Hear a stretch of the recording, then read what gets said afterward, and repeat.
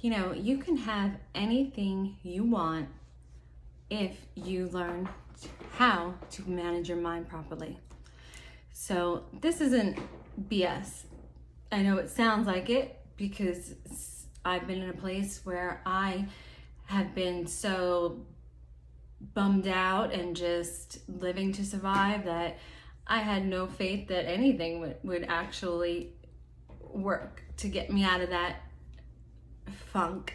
So when I found this course, it changed my life. So ever since then, I've been researching and refining it so I can provide it to you guys, so you guys do not have what happened to me happen to you. So first, let me tell you about how the power of your mind is not BS. It is, I know that we hear it through we've heard it our whole lives, but let me tell you, if you can believe in a self-fulfilling prophecy in a negative aspect, a negative situation, such as I can explain it pretty logically by, we all know someone who continues to choose to date the wrong person, and they continuously go for the wrong person, right? And then sometimes they fight to get out of the relationship and they go right back into another relationship just like the one, and you're watching it like a car wreck. You know, you can't stop it. You're like, no, why are you doing this? Well, because we get comfortable, human beings, we're creatures of habit, I guess is the common phrase. So what that means is our brains create neural networks, and that is how we form habits. So we become comfortable completing our habits. So when we go into somebody who continuously goes into a dysfunctional relationship, it's very possible they're very comfortable in dysfunction.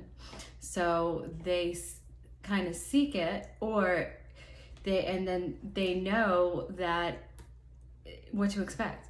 So I mean, they are literally in the back of their mind, they know it's not going to work, because you can ask them, you know, deep down inside. I mean, yeah, you get them on a different day, they're in love and they're going to get married and they'll be together forever, but deep down inside, they know that these relationships don't last forever.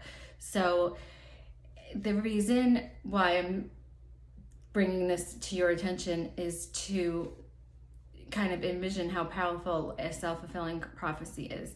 Somebody who is in that situation typically doesn't feel very good about themselves and doesn't believe that they deserve to be in a healthy relationship.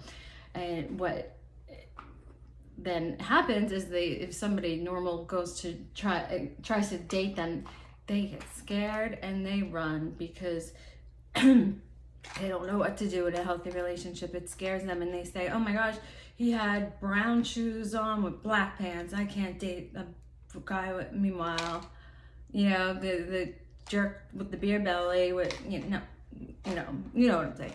So it's just, we get comfortable. So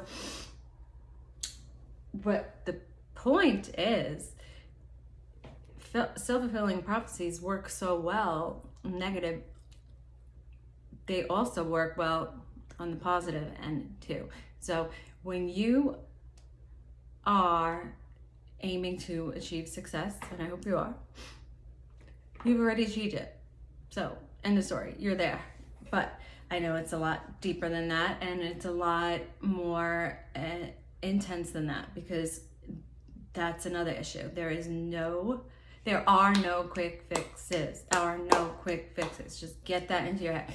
I am guilty of trying. I'm not gonna lie. I paid a lot of money for some kind of treatment a few years ago. I mean, I could have bought a car, probably not a Mercedes, but I could have bought a car. But so I get it, and I read reviews and people are like, oh, I love it, I just love it, I can't live without it, it's so great.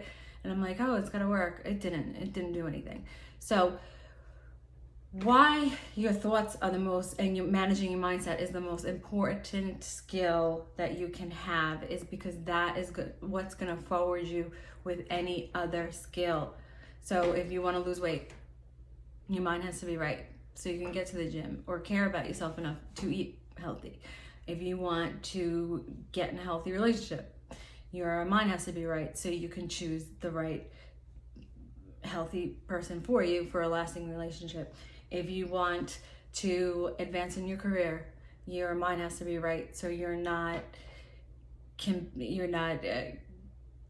jealous and envious of your competitors or coworkers. They're coworkers.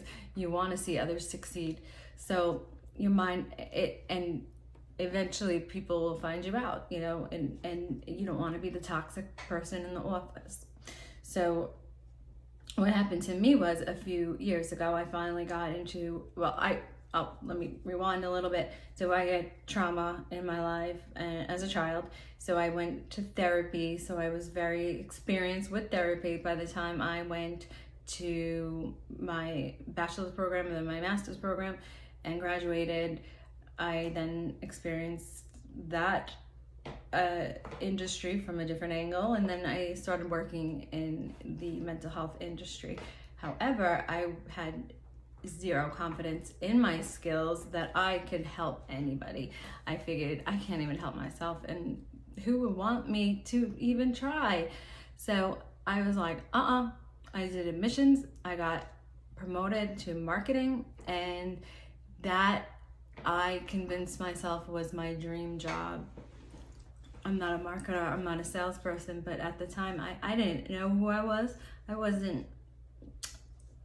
I'll get there. Okay, so I also identified myself with my job because I loved saying, oh, I'm in marketing. And I made pretty good money, and I just felt very comfortable there. But like I said, I'm not a salesperson. I know marketing's different now. When I literally had to drive my car 3 hours and go sell people. So face to face, not like a sale like buy now, but send your patients to our facility. So the marketing.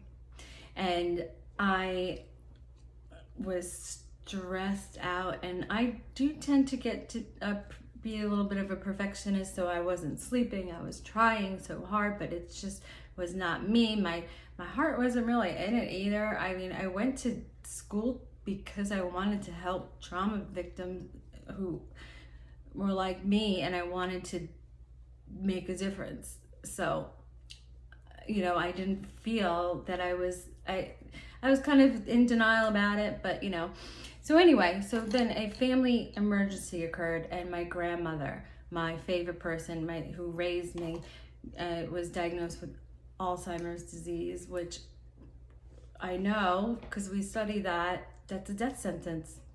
That's what it was to me. So she lived 3 hours south of me, and she was doing things like not throwing the garbage away on garbage day, so the gnats, a chicken, she would be in the garage for a couple, who knows how long. I know it's pretty gross, but she wasn't okay to live on her own. So she did agree to move in with me. So we got a home together. I was marketing, and at that point, she just said, and she wasn't even trying to look like care that she had it together anymore. She just said, I don't care. So with her, and she just stopped taking a med. So now she needed diabetic needles, insulin shots. So so she had a long-term care policy which paid for granny nannies and the home health care. And let me tell you, I was very, they're not all bad. I'm not saying let's just put it this way. There's bad people everywhere. There's good people everywhere. But there were mostly bad people in this field, or maybe it was me, because